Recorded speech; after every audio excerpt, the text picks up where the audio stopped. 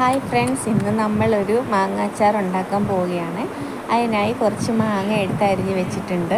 അതിന് വേണ്ട സാധനങ്ങളാണ് ഇഞ്ചിയും വെളുത്തുള്ളിയും ചതച്ച് വെച്ചിട്ടുണ്ട്, മുളക് പൊടി, മഞ്ഞൾപ്പൊടി, വെളുത്തുള്ളി, പച്ചമുളക്, കറിവേപ്പില, പിന്നെ വിനാഗിരി ഉണ്ട്, കായപ്പൊടി ആവശ്യമാണ്, പിന്നെ എണ്ണയുണ്ട്, കടുക്. ഇത്രയും സാധനങ്ങൾ നമ്മൾ തയ്യാറാക്കി വെച്ചിട്ടുണ്ട്. ഇനി നമുക്ക് പാൻ അടുപ്പത്ത് വെക്കാം. പാൻ അടുപ്പത്ത് വെച്ചിട്ട് ചൂടാകുമ്പോഴേക്കും നമുക്ക് എണ്ണ ഒഴിച്ചു കൊടുക്കാം. നല്ലെണ്ണയാണ് ഇവിടെ ഉപയോഗിക്കുന്നത്. നല്ലെണ്ണ ഒഴിച്ചു കൊടുക്കാം. കുറച്ച് എണ്ണ ഒഴിച്ചതിന് ശേഷം കടുകിട്ട് കൊടുക്കാം.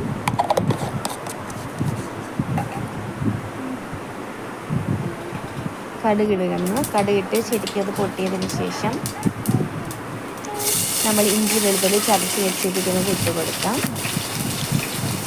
അതൊന്ന് ശരിക്കൊന്ന് ഗോൾഡൻ കളറാകട്ടെ. ഗോൾഡൻ കളറായി വരണപ്പോഴതിന് ശേഷം കുറച്ച് വെളുത്തുള്ളി ചതയ്ക്കാത്തതും ഇടുന്നുണ്ട്. അത് ശരിക്കൊന്ന് കടിക്കാൻ വേണ്ടിയിട്ടാണ്.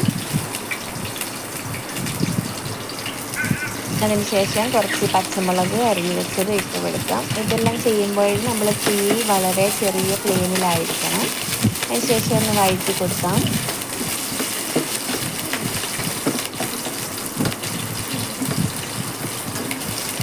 അത് നന്നായി ഒന്ന് വഴറ്റി വരുമ്പോഴത്തേക്ക്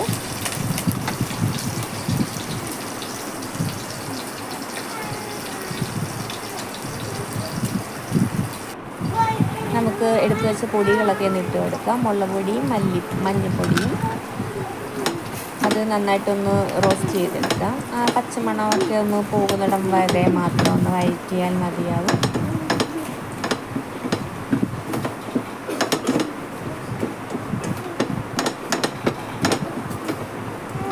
അങ്ങനെ ഏകദേശം പച്ചമണമൊക്കെ പോയി വന്ന് അത് മുളക് പൊടിയൊക്കെ നന്നായിട്ടൊന്ന് വഴഞ്ഞ് ആ നിറവതി ചെറുതായിട്ടൊന്ന് മാറിയാൽ നല്ല ടേസ്റ്റ് ആയിരിക്കും നമ്മുടെ അച്ചാറിന്.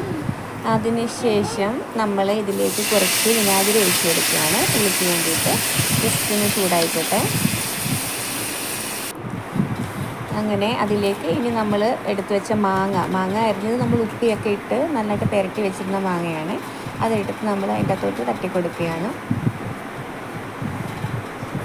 അങ്ങനെ അരിഞ്ഞ് വെച്ച മാങ്ങ മുഴുവനും പാത്രത്തിലോട്ട് ഇട്ട് കൊടുക്കുക. അതിൻ്റെ അകത്തുള്ള വെള്ളമൊക്കെ ആ ഉപ്പ് നമ്മൾ പുരട്ടി വെച്ചപ്പോൾ ഇറങ്ങിയതാണ്.